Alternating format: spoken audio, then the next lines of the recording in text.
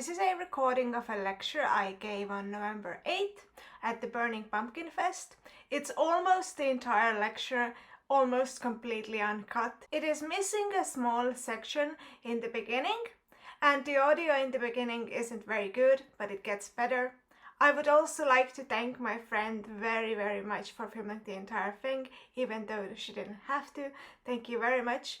And I'd also like to point out that this video might feel a little less concise and precise because it hasn't been edited as much as my normal videos. I hope that you enjoy. I wrote the summary for this lecture before the reboot aired, so I technically didn't know what was going to happen, but I tried to make it as true to the summary as possible.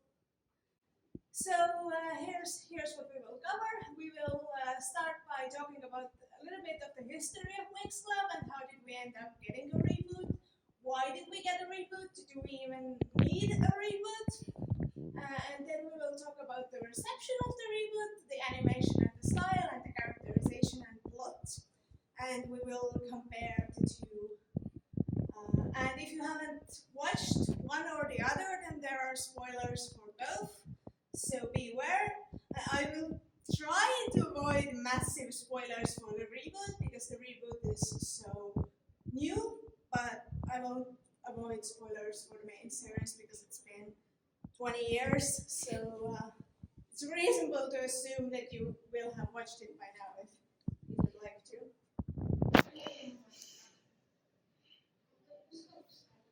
And I'll cover myself and my personal biases so that you know where I stand. I've been a Winx fan since 2005, I think, or 2006. And I've been doing Winx YouTube since 2007. This I know very specifically because I know the exact date. And since 2010, I've been on YouTube as Heidesheim. And I grew up watching the Finnish dub, so for me the Finnish dub is the best dub. The Finnish dub is based on the Italian original, not the 4Kids dub. And I also personally vastly prefer the original canon of the original series to the 4Kids canon. There are some things that the 4Kids does better. For instance, the English dub, the voice actors are much stronger, but story-wise, I prefer the Ray canon, as they call it. And season 8, I don't consider season 8 as part of the canon continuity because I just don't think it makes sense. But that's an arguable thing. And the Winx things that I haven't watched are season 2 of Fate, the Netflix series. I also haven't watched season 2 of World of Winx in entirety, just because it wasn't easily available to me when it first aired. I haven't watched Pop Pixie, and I have watched some, but not all of season 7. Because every time I start watching season 7, I start thinking about all the things that are better than season 7 and that I could be spending my time on doing rather than season 7. And here's the place where I will ask about you guys. So who has watched the original Winx Club series? Who has watched the reboot? So yeah, personally I really wanted to not hate the reboot. I didn't go into it. I tried to go into it very open-mindedly. I tried to, basically be open-minded and not go into it thinking I'm gonna hate it. And yeah, today I'm cosplaying the Hello Winx version of Blue. He has always had this desire to conquer the American audiences and the American market, as well, and in addition to the Italian market, where Winx Club has been very popular pretty much from the start, and the European market. And as a result, the first 3 seasons of Winx Club have original English dubs. There's the Sinaloom dub, which is a translation of the original Italian dub, and follows the same canon, but famously has very dry voice acting and just very bad voice acting in general. And then there is the 4Kids dub, which has excellent voice acting and excellent actors, but is the 4Kids dub. If you watch the 4Kids dub of any anime, anything else, Yu-Gi-Oh! Also famously has lots of 4Kids changes, then you know what I'm talking about. They didn't just completely change the dialogues, they also reanimated some things. And some of these reanimations are completely like pointless. Like I suppose Musa having these floating music sheets kind of like punches you in the face with the fact that she's a music fairy. So surely she can't just be reading a regular book. She must be doing music 24/7. But yeah, there are these small cosmetic edits. Obviously, because it's 4Kids, there's often like censorship and a little bit of those cover-ups. Not as much in Winx Club as in some other series, but there have been a few. And yeah, there's just the plot in some episodes is pretty much completely different. So we basically had these two canons for the first 3 seasons. And then we get to the Nickelodeon era. In 2011, Viacom, which owns Nickelodeon, bought 30% of Rainbow, and they also started taking an active role in the production of Winx Club. And this means that for whatever reason, I'm guessing the reason is that they wanted to get to the new Nickelodeon seasons quicker, and they didn't want to re-air all of the old Winx Club seasons. By then we had 4 seasons. So what they did is for the 2 first seasons, they made 3 TV movies where they reanimated the first seasons. So here you can see side by side the original screenshot and then the reanimation in Nickelodeon style. So they did these 3 TV movies. There are 2 for season 1. They're fine. The one for season 2 is horrible because you can't pull season 2 together into one TV movie. It just doesn't work. And they also redubbed season 3, which means that season 3 has 3 dubs. It has the 4Kids dub, it has the Sinaloom Ray dub, and it has the Nickelodeon dub. In doing this, I realized I should make another lecture called How to Watch Winx Club, because there's like five dubs and whatever. And so, I feel like I skipped a slide. I'm gonna check. No? Yep, I did skip a slide. No? Yep, I did. Okay, I'm gonna finish my sentence. So yeah, the seasons 5 to 7 are co-produced by Nickelodeon. So why did we get to the Nickelodeon era actually? That Winx Club was originally meant to run for 3 seasons and have a movie. And in 2009, Rainbow revoked 4Kids' contract. If you look at the edits that are 4Kids edits and Ray edits in season 3, then the reason everything looks so bulky and some of the animation changes are actually not made by 4Kids. They got an unfinished version of season 3 from Rainbow because they needed to air it before their license ended.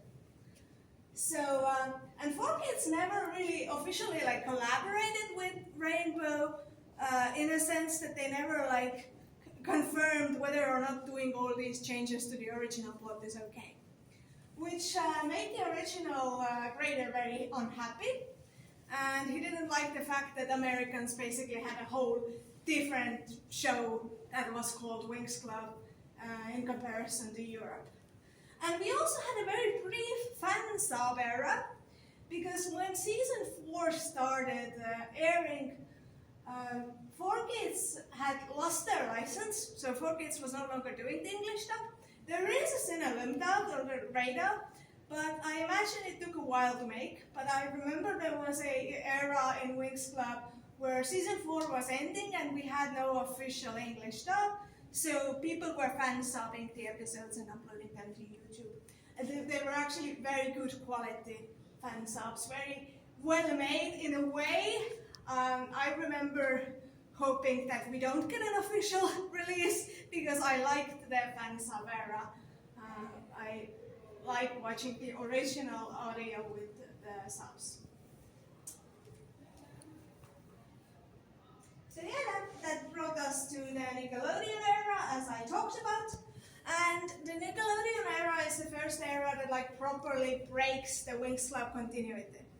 I'm not sure if, because they never really tell you outright whether the Nickelodeon canon is like its own canon.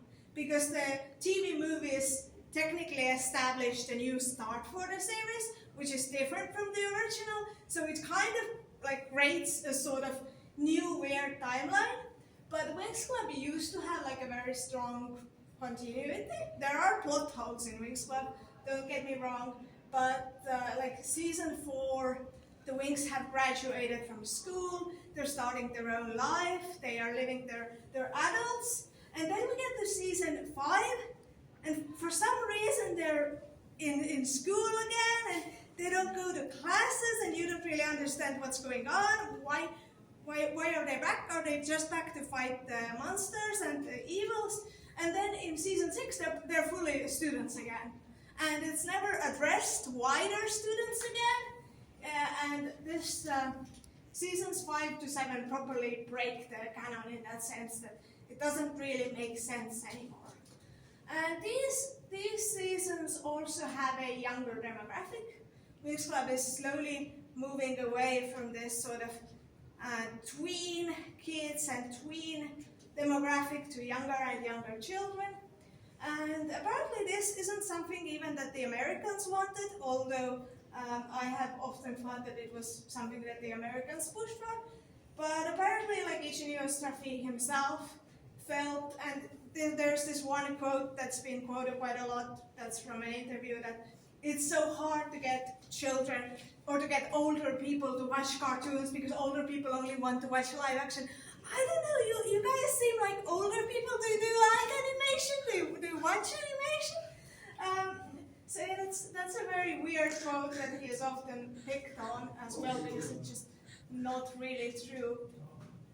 But the sad thing is that while the Nickelodeon collab started very strongly and Ichino Strafi had great hopes that finally the American market is going to get the same dub and all of our problems are solved, and Nickelodeon is a big company and they will give Winx Club the marketing and attention it deserves.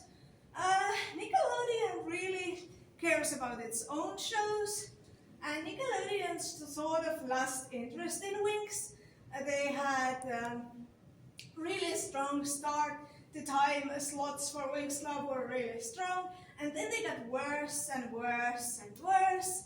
And the budgets lessened and lessened, and the doll quality, because at this point they worked with Chuck specific, the doll quality got less and less. And actually, from the end of the Nickelodeon era, when it comes to Winx dolls, we have the most unreleased Winx doll series ever, because there are so many designs that were made. We have prototypes, we have advertisements for these dolls, but they just never made it to stores. So that also illustrates how Nick just completely dropped the ball and lost interest in this random European show that they didn't really care about.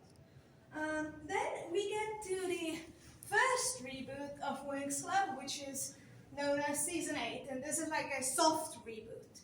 So they don't brand it as a reboot, but it has a completely different art style that you can see here. And it also doesn't make sense canonically at all. Like I also spoke that seasons 5 and 7 don't make sense, but this just completely, I don't understand where it's supposed to go. The timeline is so weird because they use transformations from the previous seasons and they use villains from previous seasons, but it doesn't feel like it follows that timeline, so it's like its own timeline again. And this is, once again, for an even younger demographic, this is like a young children's show, pretty much. All of the episodes are very self-contained. Usually Winx Club like spans across the season. This does that a little, but it's pretty self-contained, the episodes. And yeah, that's also why I don't consider it part of the like main canon, because it does weird things with the timeline. And it also seems that Nick wasn't as heavily involved in the production of this. I'm not completely sure, but it sort of feels that way. And I have made a typo despite reading this several times. And it's still somehow better than season 7, in my opinion. Because season 7 just plot files, like, it's watchable. Also, whitewashing criticisms. Yeah, Winx Club has sort of, Winx Club, ironically or weirdly enough, started out very diverse. And then slowly as the seasons progress, the non-white characters turn whiter and whiter. And this was particularly issue with this season. Like you can see, Flora's and Stella's skin tones are pretty similar, even though Flora is not meant to be white, but yeah. And also, like, I don't want to hear about the Reboot boys looking bad, because we had the season 8 boys, and like nothing can beat these toddler-looking fellows over here. Like I got used to the girls' style. I felt like the girls' style wasn't so bad. I could watch it, but the way they draw guys is just horrendous. So why did we end up needing a reboot? Basically, the serious ending was also an option, but the continuity of Winx Club was messed beyond repair. You couldn't keep on telling the same story because we weren't even sure where the story was. The reboot did start branding as season 9. If you look at very old art of the reboot, you can see the number 9 there, and it did start as number 9. But a clean slate is better, because again, you can't really do anything with this canon. And the Rainbow support back Winx Club from Nickelodeon in 2023. So Winx Club is once again fully in Rainbow's possession, and Nickelodeon doesn't have anything to do with it anymore. So this brings us to the reboot and the reception of reboot. Now here you can see the ratings for our International Movie Database. I'm very mad about the fact that they haven't changed the Nickelodeon. Like from International Movie Database, it still looks like Winx Club is owned by Nickelodeon, even though it hasn't been for 2 years now. But you can see that the rating for Winx Club is 3.8, which is very bad. And the rating for the reboot. And the rating for the original series is 6.3, which is lower than I expected, honestly, but still not like abysmal. And I was watching another Winx Club YouTuber, and they quoted Ichino Straffi on socials that some people are really, really, really enjoying it. And then they showed the rating on International Movie Database being horrible, and I got thinking, but I also get the feeling that some people are really enjoying it. And some people are enjoying it, and some people are hating it. So what is going on? Now I'm going to show you some graphs, because everyone loves graphs. These are the ratings for the original Winx Club series. There's loads of people who love it, and there's not that many people who hate it. There's like a 6% ones, and the 2s and 3s are also quite small. But there's like a good chunk of people who really, really enjoy it. And to me, like rating Winx Club as a whole, as 8 seasons, would be very, very hard, because I would rate like season 7 as like a 4 and season 3 as like a 9. So rating Winx Club as whole is very, very difficult. But if we look at the ratings for the reboot, we see this insane thing. Like, there are still loads of people who really love it. The percentage isn't that much smaller. The percentage is actually higher for the 10s. But there's like no one in the middle. There's no middle ground, which is interesting because I'm the one who's doing the very unpopular thing, and I'm probably somewhere here if I were to rate it. But there's just loads of people who are absolutely like dumping the score, and there are actually many people who like it as well. So Richard Yastrafi isn't wrong when he says that there are people who like it. But I also wanted to point out that I don't think international movie databases scores are actually a very reliable presentation of Winx Club. Because these are the scores for Fate the Winx Saga. And as much as I have spoken to Winx fans, nobody in the Winx fandom actually likes Fate the Winx Saga that much. I've seen some people like it, but it's very heavily disliked, I feel. And I feel like it is liked by people who don't know anything about Winx Club, and who haven't watched Winx Club, who watch it as like its own separate thing.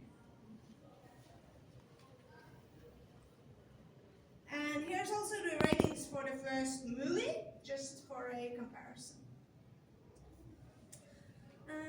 And Winx Club actually has a really long history with CGI. Honestly, I think if the technology had been there, I wouldn't be surprised if Ingenious Trafi had done Winx Club as a 3D animation from the start. Because Winx Club has always really enjoyed playing with 3D animation. This isn't a new thing by any means.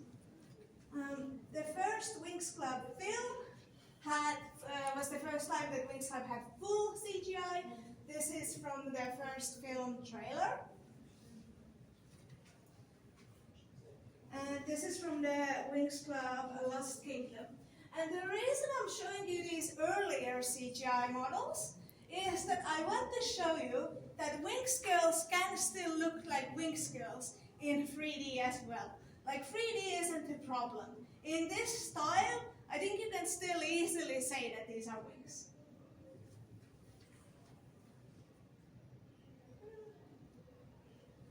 And then we had The Magical Adventure, which is the second movie, and the only movie that aired in Estonian cinemas as well. And here Winx Club still looks like Winx Club. This also has plot and continuity issues. Doesn't really make as much sense as it could, but it still visually is very strong and very Winx Clubby. And then things started going horribly wrong in the CGI department when in season 5 we got this animation style, which absolutely no one liked. But thankfully, it wasn't a full-time animation style. They only used this style when the girls were in one of the alternative worlds. So when they were underwater, in season 5, when they were in the Legendarium world, so other times the animation was still the classical Winx animation. And then due to the budget cuts in season 7, this animation was no longer used. And I feel like that's the one time when people are really happy about the budget cuts, because they didn't have to deal with this style anymore. And in my opinion, this style is worse than the reboot style, but that's arguable. So when we're talking about the reboot, and the thing that nobody seems to like is the animation style. And as I've just shown you, it is possible to create CG animation that looks like Winx Club. So why have they gone for an animation style that's so generic? And also the movement looks really like an older video game. It looks very like janky and video game-like. Some people have said that it looks like an old, looks like a mobile game even. And it just lacks style and character. If you had looked at all of the previous styles, minus maybe the last one we looked at, it was very clearly Winx. Regardless of whether it was 2D or 3D, it was very clearly Winx. This doesn't scream Winx Club as much. Obviously here you have the main characters, so you can still recognize them. But in the original series, even if you looked at like a side character, you could tell that, oh yeah, this is Winx Club. Here I wouldn't say that that's the case.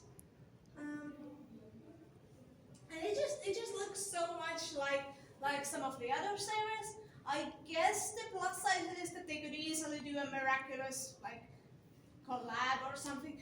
They're not going to, but yeah, it just looks very generic, and it reminds a lot of people Miraculous quite a lot, and especially it reminded me Miraculous when we have Dark Blue and this version of Marinette, which is also like an edgier, darker version of Marinette. I was like, oh no, they look way similar.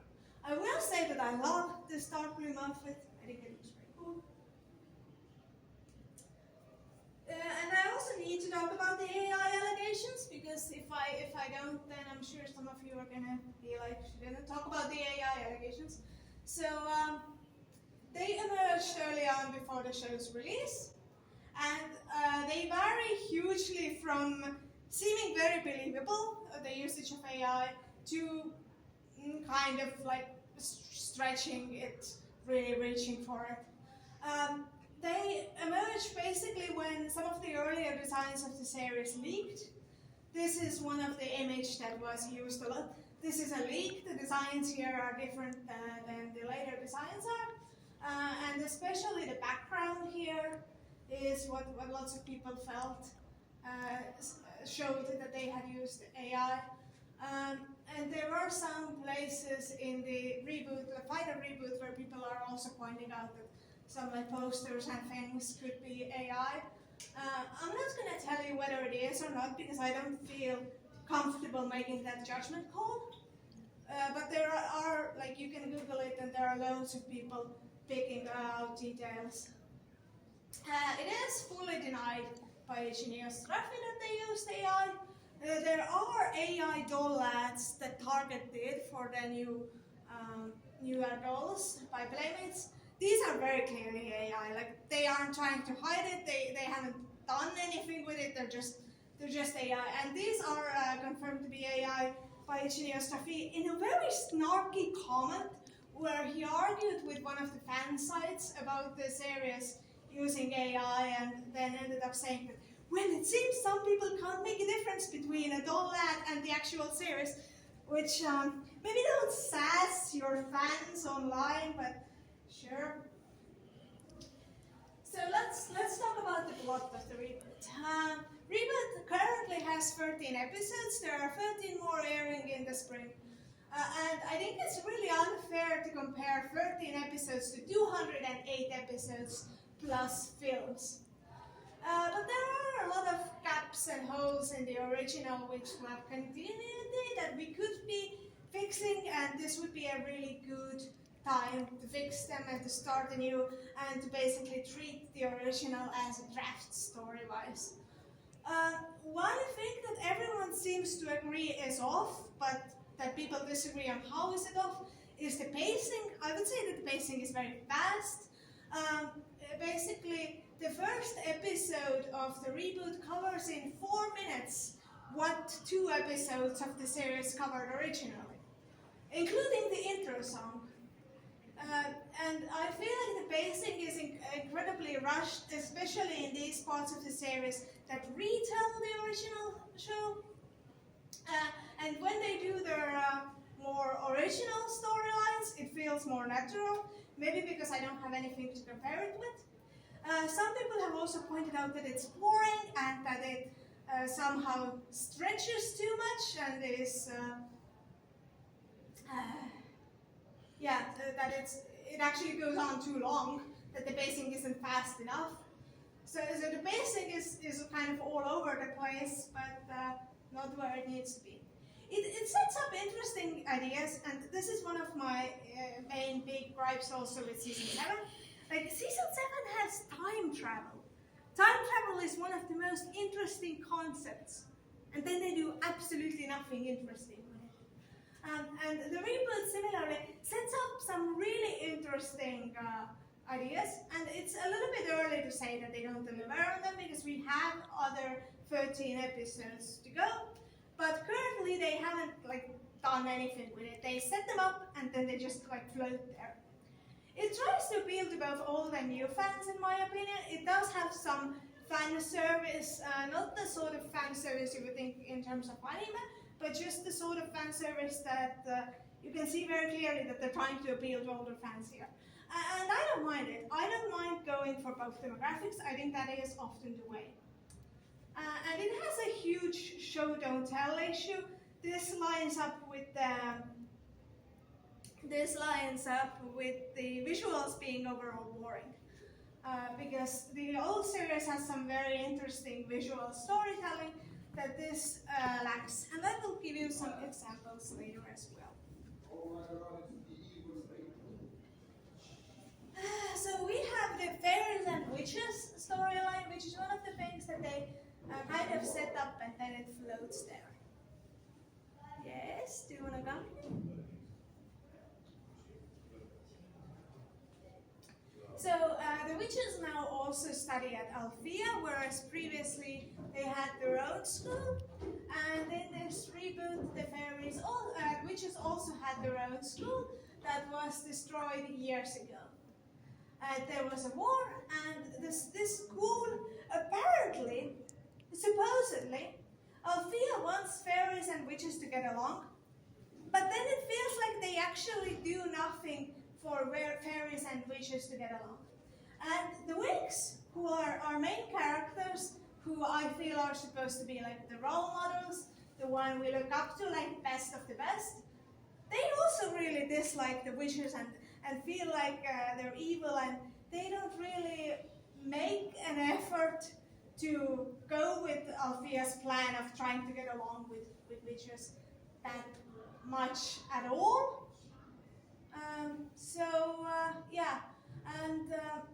So it's like, okay, they set up this really cool premise that fairies and witches should get along more now, but then the fairies still dislike the witches and the witches still dislike the fairies, and they don't really do anything. And in one of the very first episodes, Bloom is really worried because there's a sort of sorting hat situation where they look at the person and determine based on their energy, I suppose, whether they're a fairy or a witch. And so Bloom doesn't know if she's going to be a fairy or a witch, and she's really stressed about it and really worried. And none of her friends ever, they're all like, you're going to be a fairy, it's going to be fine. None of them ever say, oh Bloom, we would still love you if you were a witch, because you're a nice person and it doesn't matter whether you're a witch or fairy, we would still be your friend. No, that isn't even momentarily discussed, which I think is really stupid. I think it would give such a good way to carry on that storyline, to show that the Winx aren't judgmental, that they're willing to accept Bloom because they already know that Bloom is a nice person. But no, none of that. And also, I don't know how well you can see those fairies and witches here, but you can see it in the next slide. Witches dress like this. Fairies dress like this. And even before they know they're witches and fairies, you can tell who's going to be a witch and who's going to be a fairy based on their clothes. And because there is still so much of that vibe that, oh, witches are evil. They try to sort of go there that everyone should get along, but they still very much establish that witches are evil. It sort of creates this idea that I don't think they were purposely going for, but people who wear dark, gothic clothes are evil. And I'm not really a huge fan for obvious reasons. If you have seen any of my alternative fashion lectures, I wear a lot of alternative fashion, and I'm not really a fan of this statement that yes, if you wear these kinds of clothes, you're also dark inside. Because the way fairies and witches are established is sort of this, whether or not they have more darkness or more light in their soul. So yeah, if you dress like this, you have darkness in your soul. Except when you're the main character and you're in a rock band, then it doesn't apply. Because I think Bloom's outfit is also very dark here. It's very similar to her dark Bloom outfit actually, but here it's fine. You can also see the rest of the Winx. Their outfits aren't as dark, like Bloom's especially. And the fairies and witches did have their issues in the original as well, and the witches did have their sort of more darker side in the OG as well, but it didn't feel like so in your face, maybe because they weren't studying in the same school, and it also felt like self-expression, because they knew that they were witches, they had this community of witches, so I would just assume that they decided themselves that they are going to express their witchiness through their clothing. And yeah, the original series didn't really know what to do with the witches either. It had that same problem that it started out saying that the witches are evil, and then it went from that to only the main tricks are really the evil, and the rest of the witches are sort of not that evil, but maybe like mischievous, or they just use magic differently. But the original series had some very interesting arcs. For instance, Myrna, who started out as a witch and then transitioned to being a fairy. So the original series also established that you can change from being a witch to a fairy, presumably the other way around as well. And yeah, I was going to talk about fan service, and I think Dark Bloom is the best example of fan service. Because Dark Bloom is extremely popular. If you look inside the Winx fandom, the things they make AMVs out of, the things they make fan content out of is often Dark Winx content. When I make Winx content, if I do it about Dark Bloom or Dark Winx, it's gonna get so much more views than anything else, always, consistently. So, and I think Rainbow is aware of the fact, so they did Dark Bloom art purely for the fan service. Story-wise, it's completely different, because the original Dark Bloom arc is pretty long. It spans multiple episodes. This is one episode, and it's really dark. It's really, really dark. You watch it as an adult and you're like, okay, they thought this was cool to show the kids. Yeah, okay. I'm not sure if I would say that it's problematic or not, because it does use really dark topics, but they're aware of the fact that they're dark topics. But in this version, the story is super simple. There's a bad guy, he turns Bloom evil, then the Winx are like, Bloom, you're still in there, fight! And then she fights, and then they hold hands and think of their happy memories with Bloom. And this is where the show's show-don't-tell problem really, really shines, because this is a really early episode, and the Winx hold their hands and think of their happy memories with Bloom. And the issue is that there isn't really visually to show any happy memories with Bloom, because they haven't done anything together. There's Tekna is the one who has an actual happy memory with Bloom, and the rest of them are like, oh yes, the time we went shopping together. Yes, such a strong happy memory. I have happy memories like that with half of Jason's crowd, I feel. So yeah. It really shines in that sense really badly. But it's cool because we get a transformation, and that's what we all wanted. We wanted the Dark Bloom transformation. So I also just thought that Dark Bloom's civilian dark outfit looks so much like original Bloom's in concert outfit. This is very much the same skirt. Actually love this outfit, would love to cosplay it, genuinely would wear these kinds of clothes. Then I'm going to talk about some characters really quickly. Aisha is the one who gets snubbed the most. Aisha is super central to the original story. She joins the Winx in season 2. And season 2 basically revolves around Aisha in the start quite a lot. So we get to see so much of Aisha. We get to see how she operates alone. We get to see how she joins the club, how she has these worries about joining an established friend group, how she doesn't really fit in. We see her worries, the way she wants to be in the friend group and is actually afraid of being alone, but at the same time feels like she doesn't belong. We really flesh out Aisha and see her character super well, and she's one of the better written Winx in the original. And I do get why they added her from the start in season 1 in this reboot, because she has been part of Winx for 7 seasons now. So it feels weird to exclude her, but I wish that they had like maybe added her halfway through the season or something. Sorry. Because it's really, we can't see her story like this, and it's completely different. Different isn't necessarily bad, but her entire character is squeezed into the Dark Bloom episode. This is the Dark Bloom episode, and they basically really quickly try to establish her problems with her parents, and the way they resolve these problems with her parents isn't by her talking to her parents and being like,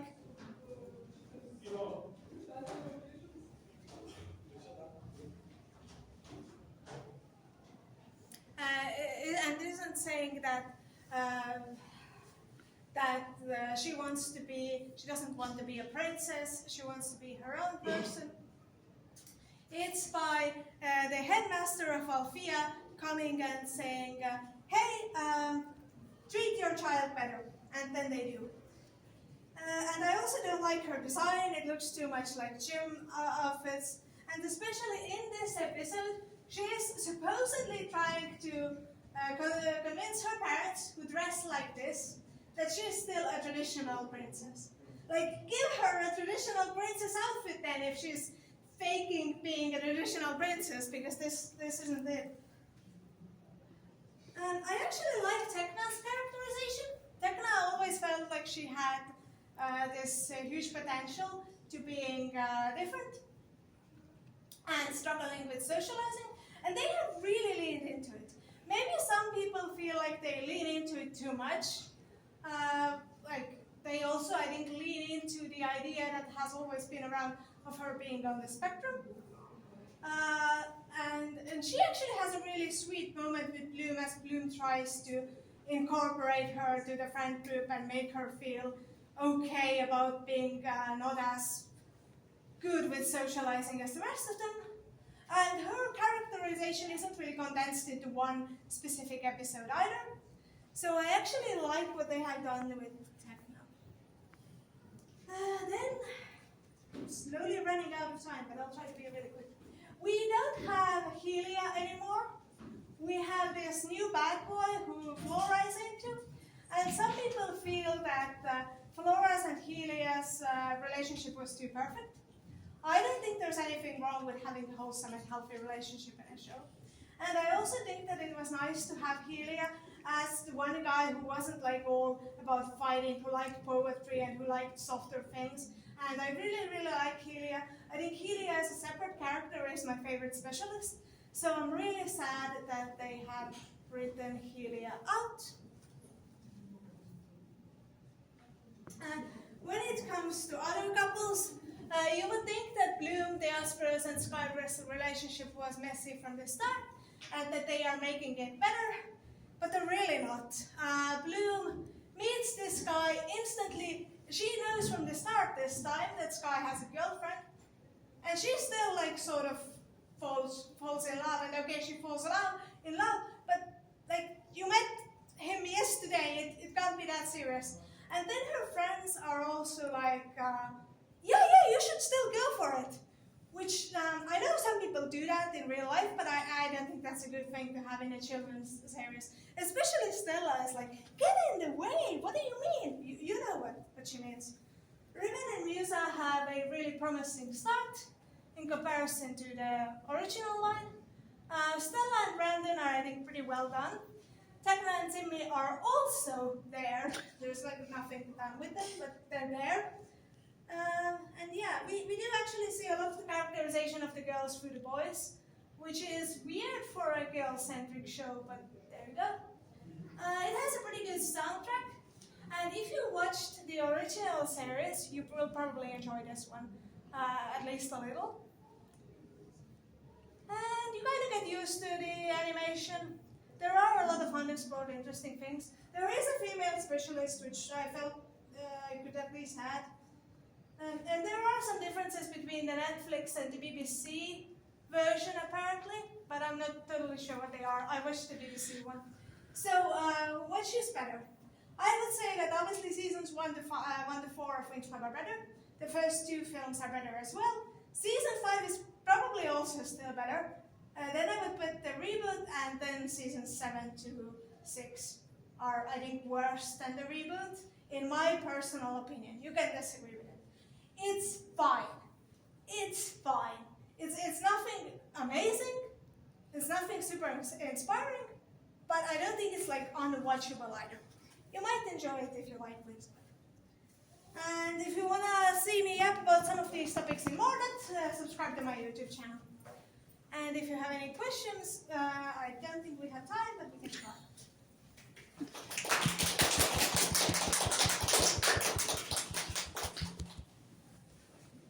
And you can always come and talk to me about Winx Club at any point of the day or life in general, even if you see me on the street.